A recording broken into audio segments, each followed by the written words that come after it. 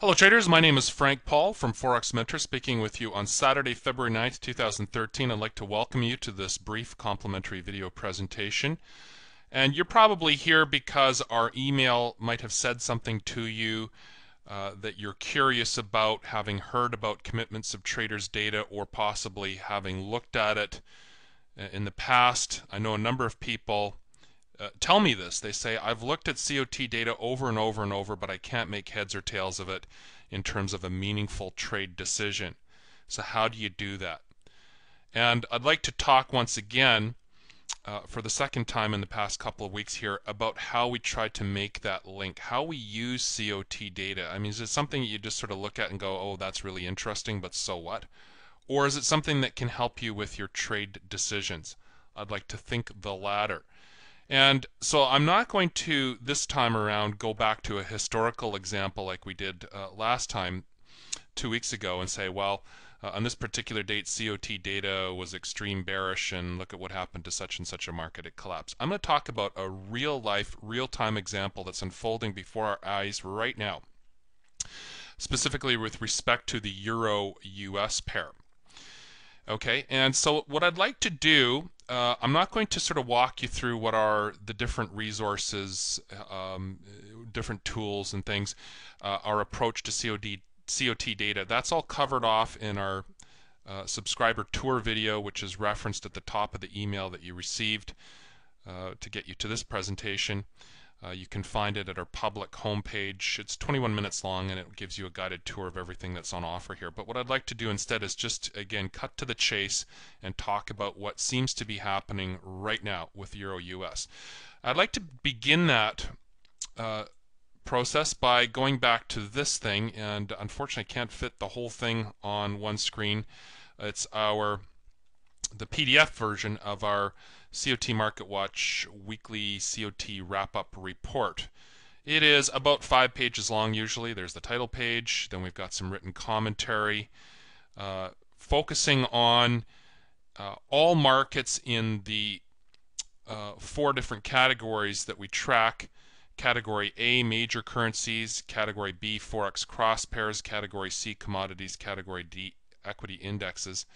And we only talk about currencies or other markets that are showing extreme COT divergence signals for the week in question, and any that are not we just skip over as far as the written commentary goes. No point talking about something that's not of specific interest. So there's some written commentary, and then for any particular markets where we have not only a COT signal but a confirming signal on a daily price chart, we go ahead and plot that. So we've been bearish on Aussie USD for a couple of weeks, even prior to last week's update. Same story on Aussie Kiwi. Okay, those were the 2 markets that had shown COT divergence, which were confirmed on the daily price chart trend. Okay, so I'd like to just go back here to page 1, and I'm going to blow this thing up so you can see it yourself, and I'm proving here that I'm not making this up. Again, this is the weekly wrap-up report, which is posted Fridays for our members. You can see the commentary here for the bullet on Euro-US, at least I hope you can. It says, and I quote, "Hard to reconcile with what still looks like a strong uptrend on the daily chart, but not only are the commercial traders net short again this week, they're in fact at their most extreme bearish bias for the entire 18-month look-back period.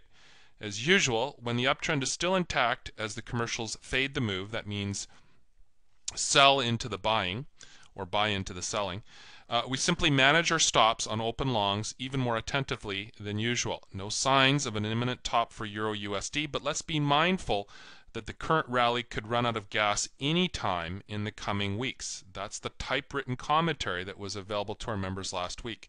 So obviously that implies a very cautious, skeptical approach on the long side. Yeah, go ahead and buy the dips, but manage those stops even more prudently than usual. Don't expect the current rally to continue indefinitely. And if you happen to be an FXM Trend Trader member, we posted a couple of daily trade recaps over the past week showing how, with respect to the weekly chart technicals, daily chart technicals, etc., there was reason to expect a top reversal happening at any time. Okay, so that's what we said in our report, and what I'd like to do now is just show you what the data table looks like. Let's get a full screen view here. Now this is last week's rendition, current to the Tuesday COT reporting date of January 29th. And by the time you see this video, we will have updated the data table again for this week's information. You can see with the red shading, hopefully that's pretty clearly apparent, that's a bearish kind of coding, if you will, visual coding. When commercial traders are at or below 10% on the index ranking of their net positions over the past 18 months, that's a bearish reading which paints in red. And for every bearish position held by commercial traders, there's always a perfectly offsetting net long position held by the aggregation of large and small spec traders. So if the commercial traders have a net position of short 35,443 contracts on the euro, which they did on January 29th, then spec traders will have an offsetting positive volume, net long, by that amount. Okay, it's always perfectly symmetrical. Commercial traders sell to non-commercial traders, buy from non-commercial traders. For every buy, there's a sell, and so there's perfect symmetry. Some other COT reporting sites break out large and small spec traders, non-reportables, etc. Our approach here is that doing so provides no meaningful insight. Okay, we want to look for extreme divergences between commercial traders and everybody else. That is the core metric we're after. And particularly placing those divergences in the context of a rally top or a bottom on an extended sell-off. And as you've been tracking the daily chart for Euro US, you know that we've been in an extended rally going all the way back to July. Now, what I don't hear most commentators referencing is the fact that in the big picture historical context, it's not just a really impressive rally and who would have thought, etc., etc. What I don't hear them talk about is the function of that rally. Believe it or not, it's corrective, very high-level corrective. It spells out a three-wave zigzag pattern, and it looks to me to be absolutely done now. So in that context, we've been viewing for some weeks here with great interest the fact that commercial traders are at extreme net short bias week in, week out. Only 1 week in the last 7 up till last Friday did they sort of pop out of that sort of 10% or lower reading in terms of the index ranking. But Friday last week we suggested that if you look through the numbers here on the aggregation of net positions on the euro and net positions on the US dollar index, commercial traders are at a net short position of minus 25,074, which again, if you just scroll through the data over the past 18 months, that is the most extreme bearish bias that we see.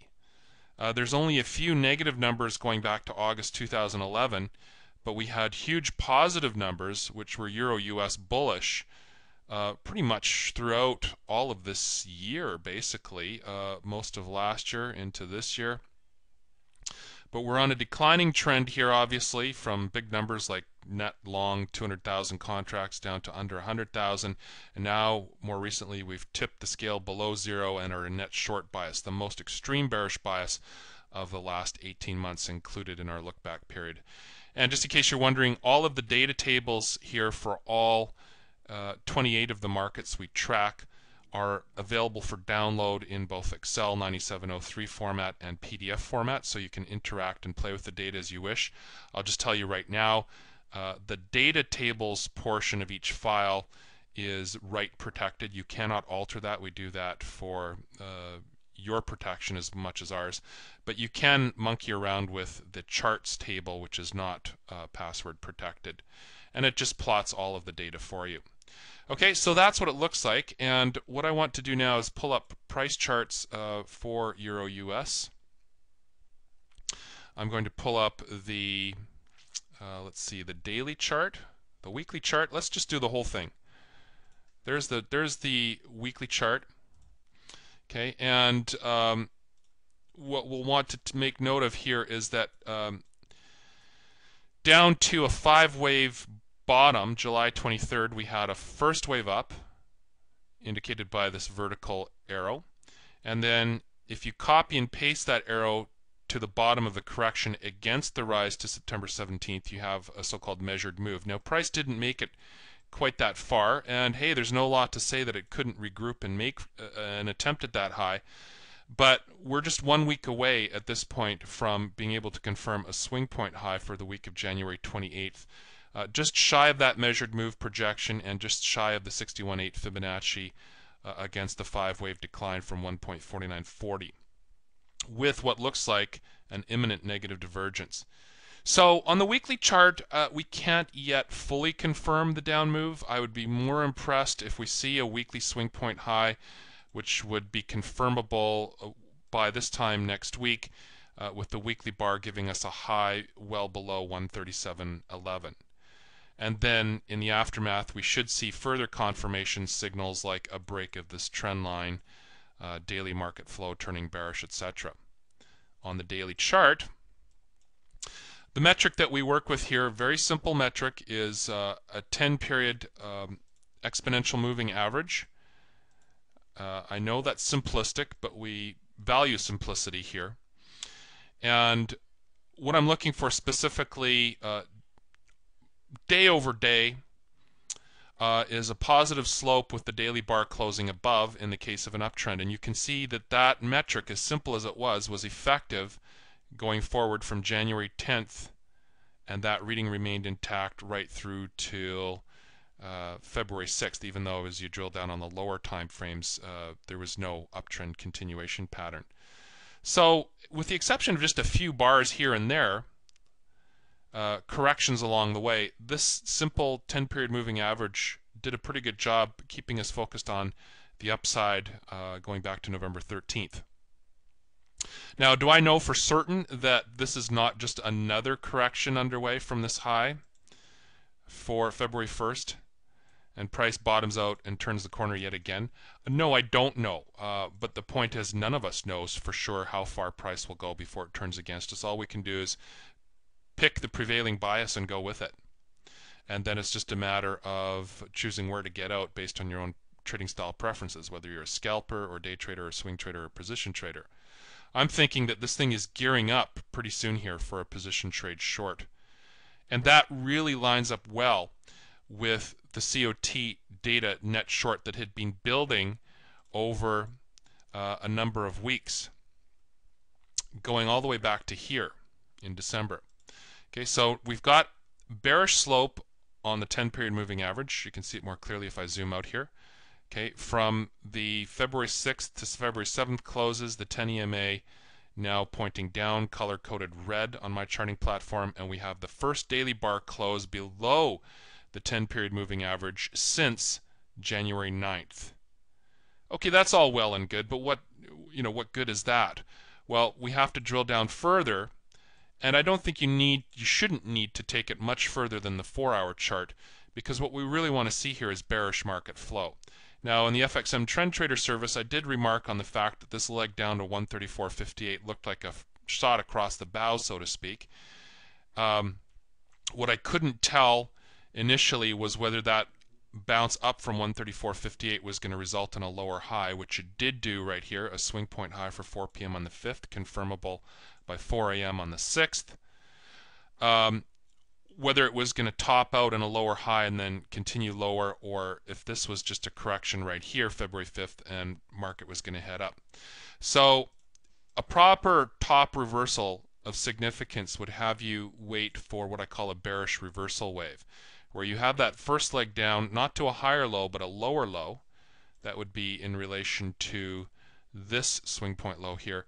And then a break of that interim low gives you a progression of lower lows and highs, which is bearish market flow, which lines up with what we're seeing on the daily chart. So that has me thinking very bearish thoughts, in addition to the fact that if you look at the nature of each of these legs down since February 1st, they're very, very linear, very sharp, very punchy. The rallies against them, not so. Okay, so it looks to me like we're heading down on the 4-hour chart, on the daily chart. It looks like we're probably at a top on the weekly chart. And again, all of that was pretty much in line with expectations stated over the past couple of weeks. We had the COT signals, but we didn't have the confirmation on our price charts to suggest that the top had been reached. But over the past week, I think we're there. So it's now a matter of proving out that concept and selling the rallies. And if your stops are tight enough and your risk is defined well enough, it shouldn't cost even if we prove to be wrong. But I'm putting the whole package together here, and I'm saying that for the week just ending, we got the technical chart reversal picture that would tend to corroborate the COT bearish signals for Euro USD that we had been waiting for. And that's pretty much a quick primer in how to put this thing all together. I hope it's been helpful. If you have any questions on COT, how to use it, how to make sense of it, don't worry, I won't hit you up with the sales pitch and say go to COT MarketWatch and buy our service. If you just have more general questions that I can help you with, feel free to email me via frank@forexmentor.com. Have a great weekend. Thanks for joining us. I'll talk to you soon. Bye now.